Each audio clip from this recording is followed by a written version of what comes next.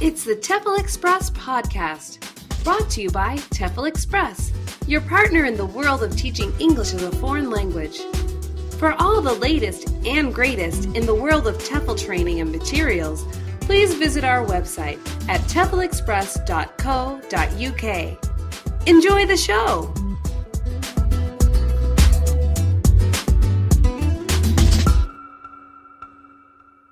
Before we begin, can I get you just to give me a little bit of background about yourself? Yeah, sure.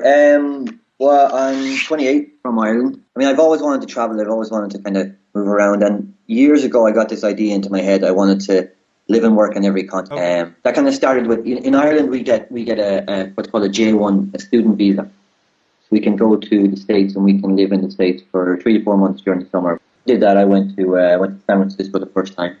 And I mean, to be honest, at the time I was happy enough at home, but a few friends of mine were going and they said come along, so I went along, and it was the first time I'd lived abroad by myself, and I loved it. 2 years later, I wanted to go the following year again. I wanted to go back and do it while I was still a student, but I couldn't because of my studies. So 2 years later I went to New York, and then that's where I came up with the idea of really wanting to travel the world.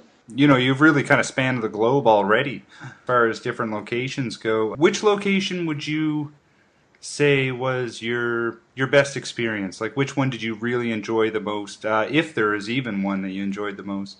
That's one that it's hard to say. You know, as a traveller, when you move so much, you kind of find yourself, you love a place, but you can never get enough of, you know, moving on and trying to find somewhere else. Right. I have moved around quite a bit, trying to chase the continent dream. I lived in the States, I lived in South Korea, Czech Republic, Laos, Chile, Brazil, back in Ireland on and off in between then, currently in China. I would say I love Brazil. I love South America. South America, I've never been there, but you know, everything I've seen looks completely beautiful, and it's definitely somewhere on my list I want to go. Definitely want to go there at some point to several places, if not, I mean, I'd love to see all of it, really. But what about it? What about it did you like? What did you really, you know, what draws you to it then? Sure, yeah. I mean, South America was really a big one for me. Yeah, definitely the continent in the whole. I was always interested in Spanish. I've always loved the Spanish language, and I never got the opportunity to learn when I was in school. So when I went to South America, it was great to finally be immersed in Spanish language and also Latin culture. I really like Latin culture. Just the people are very friendly.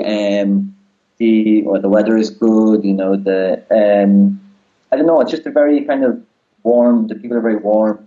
Argentina, I mean, I could talk about, I lived in Chile and Brazil, but I traveled through Argentina for a month. Mm-hmm. And again, the people are so different in each country, but yet they all have the same kind of values. They're all very welcoming. Brazil is beautiful, the beaches, the weather, women. You know. When you were there, were you just traveling, or did you actually teach while you were there? I left Chile in January 2011, mm-hmm. And my idea was to travel across Argentina for a month with a friend, and then hit Brazil, where I was going to get a teaching position. It's very, very difficult from my experience from trying, and I have a lot of experience now from looking online and going through contacts and stuff to look for a job in TEFL. And in Brazil, it's very difficult to find a decent one or a well-paid one or something like that. You have to do a lot of research or know what you're looking for. So I had a friend living there. She helped me out with her school. But it ended up, when I got to Brazil anyway, there was miscommunication. My emails weren't coming through, and so I thought the school had bailed out me and had just stopped contacting me. So I ended up getting a job in a bar there in a hostel. I got to meet a lot of different people, different walks of life, hear where they were coming from and where they were going to, and I made a lot of friends. I suppose too in a hostel as well, right? Like, so you're going to constantly meet other travelers coming to and from. Absolutely, yeah, and everyone's kind of on the same route, or everyone's able to give each other ideas or tips, you know. So I could give them my experience, they could tell me things. So yeah, it was a great place. And where I lived in a place called Florianópolis, which is a little island just off Brazil, and it's paradise. I mean, it's called it's the Portuguese for it is Ilha de Magia, which means magic island, and it's just beach after beach, and it's a real destination for all the Argentinians go for holiday too. Wow, so then that must be quite a change then, coming from like a tropical kind of island like you'd find in Brazil, like to compare to like now you're in southern China, so it's really a completely different kind of environment, really, I would think. What led you then to China?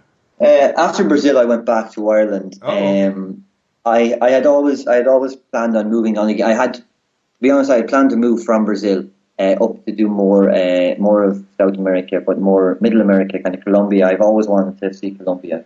Unfortunately, that didn't happen.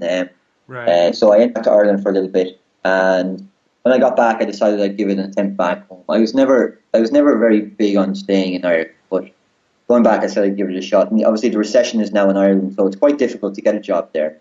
The whole thing of you need experience to get work, you need work to get experience, and